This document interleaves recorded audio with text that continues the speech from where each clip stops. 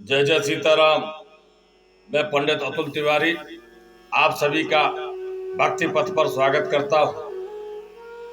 भगवत जनों, पूर्व की कथा में, पिछले एपिसोड में आपको कथा सुनाते हुए हमने आपको सुनाया था कि गोस्वामी जी कहते हैं, जदब कबित रस एकौ नाही, राम प्रताप प्रगट यही माही।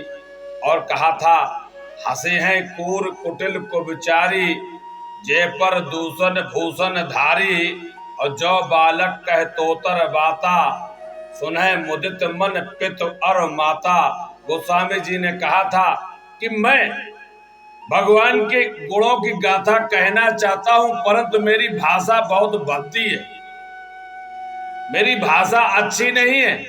परंतु जिस प्रकार से माता पिता अपने बालकों की तोतली वाणी को भी बड़े प्रसन्न मन से, मुदित मन से, चाव से सुनते हैं और प्रसन्न होते हैं, वैसे ही विद्वान लोग और भगवान के भक्त लोग इस तुलसीदास की वाणी को भी प्रेम के साथ, चाव के साथ सुनेंगे और प्रसन्न होंगे। और गोस्वामी जी आगे कहते हैं, निज कवित के लाग ननिका, सरस हो अथवा अत फीका। कहते हैं कि अपनी कविता किसे अच्छी नहीं लगती। अपने द्वारा रची हुई कोई रचना, भले ही वह बुरी ही क्यों ना हो, उसमें कोई व्याकरण के जो नियम है उनका पालन न किया गया हो, छंदोक्त आचरण न किया गया हो, परंतु जो अपनी रचना करता है उसे अपनी रचना बहुत अच्छी लगती है, चाहे वह मीठी हो या फीकी हो। जे पर भनत सुनत हर साही, ते बर पुरुष बहुत जग नाही।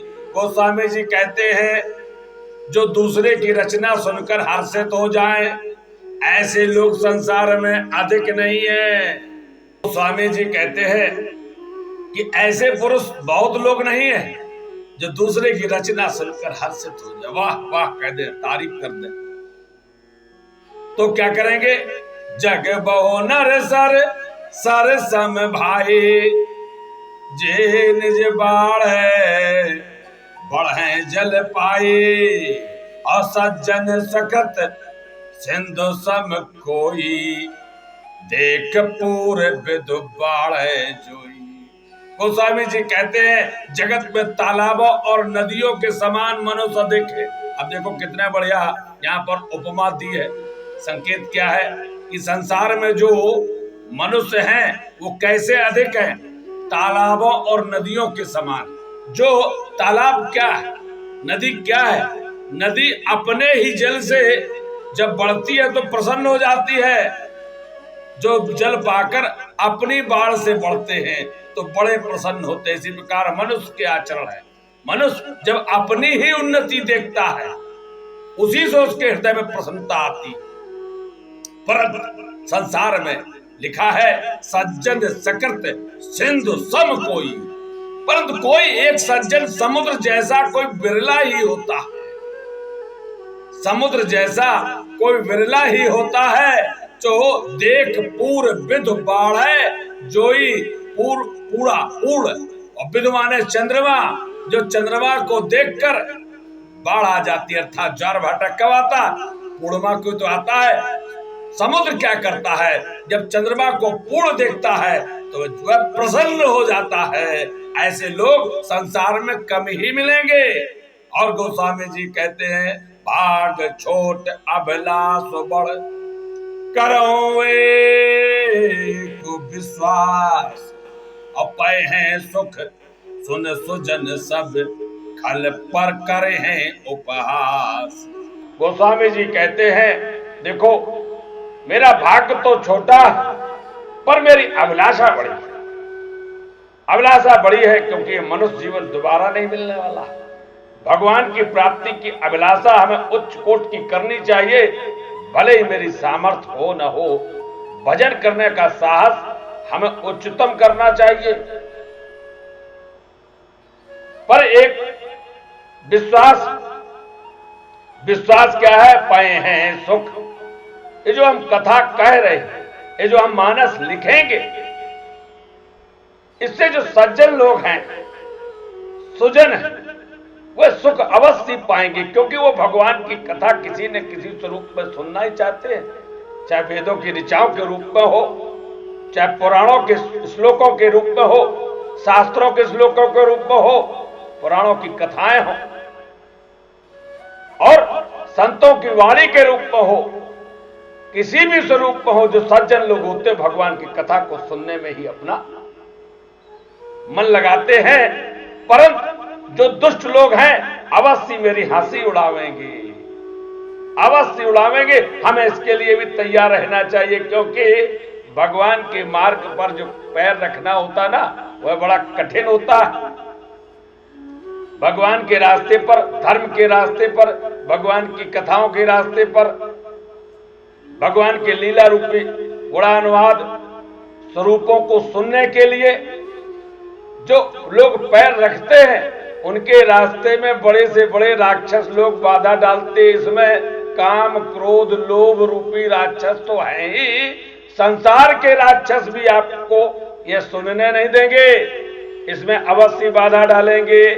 आगे की चौपाई में लिखते हैं, खल परहास होए हित मोरा, काक कहें कल कंठ कठोरा, और हंस बक दादुर चात कहीं, हंस है मल निखल बिमल बत कहीं।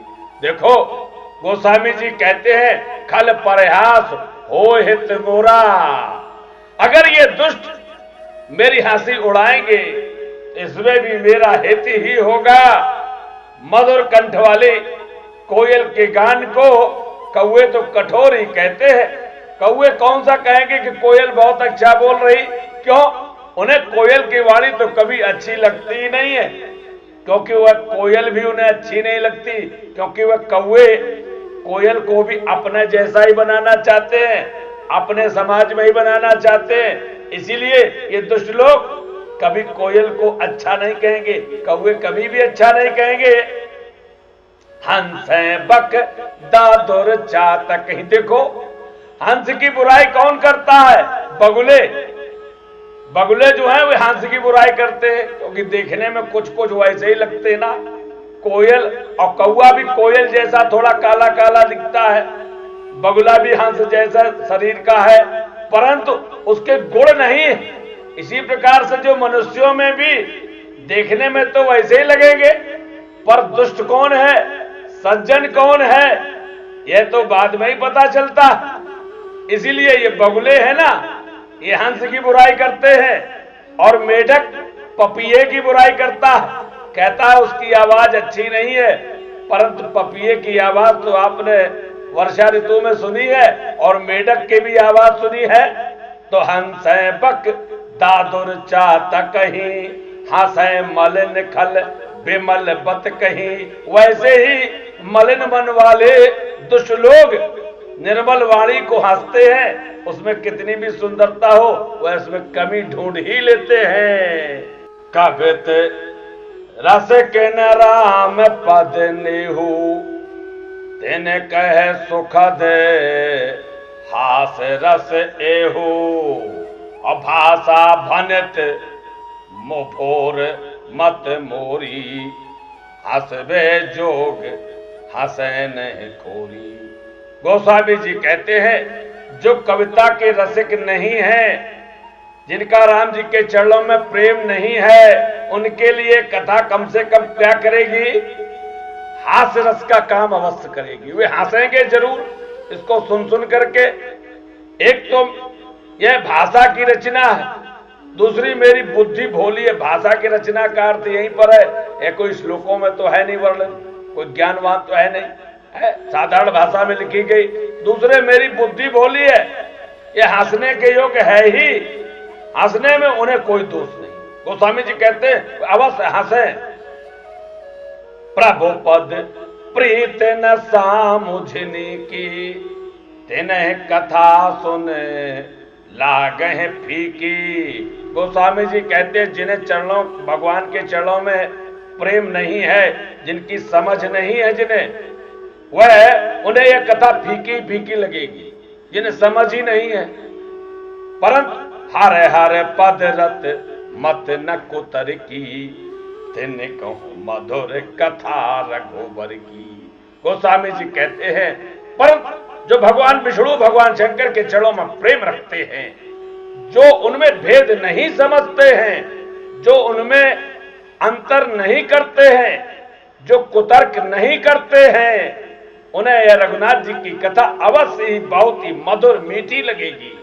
गोस्वामी जी यही कहते हैं कि राम भगत भूषित जी जाने, सुने सुजन सराह सुबाने, और कवि न हो न बचन प्रवीणु, सकल कला सब विद्याहीनु। गोस्वामी जी यही कहते हैं कि सज्जनगण इस कथा को अपने जी में राम जी की भक्ति से भूषित जानकर, इस कथा में राम जी की भक्ति आभूषण के रूप में विद्यमान है, इसको जानकर अवश्य इसकी सराहना करते हुए आनंद का अनुभव करेंगे। और स्वयं के लिए कहते हैं कवि न हो नहीं बचन प्रवीणु, मैं कोई कवि तो हूं नहीं, वचनों में वाक्य रचना में भी कुशल नहीं हूं, प्रवीण नहीं हूं, सकल कला और सब विद्या से मैं हीन हूं। और परंतु मेरा क्या है, पहले वाली चौपाई में है वही कहा था उन्होंने, भाग छोट अभिलाष बड़। जो दोहे में कहा था ना, भाग छोटा अभिलाष बड़ा है, तो इसी भाव से हर व्यक्ति को भगवान की कथा का श्रवण कीर्तन और गायन इसी भाव से करना चाहिए कि मैं अभिलाषा तो अपनी बड़ी ही रखूंगा, भले ही मेरी क्षमता कम हो। इसी भावना के साथ इस एपिसोड को यही समाप्त करता हूं। आगे के एपिसोड में यहीं से पुनः श्री गोस्वामी जी की विनय शुरू होगी। और आप सभी से निवेदन है कि चैनल पर जाकर सब्सक्राइब, लाइक एंड कमेंट अवश्य करें और हमें अपना आशीर्वाद प्रदान करें। तब तक के लिए जय जय सीताराम, जय जय राधे श्याम।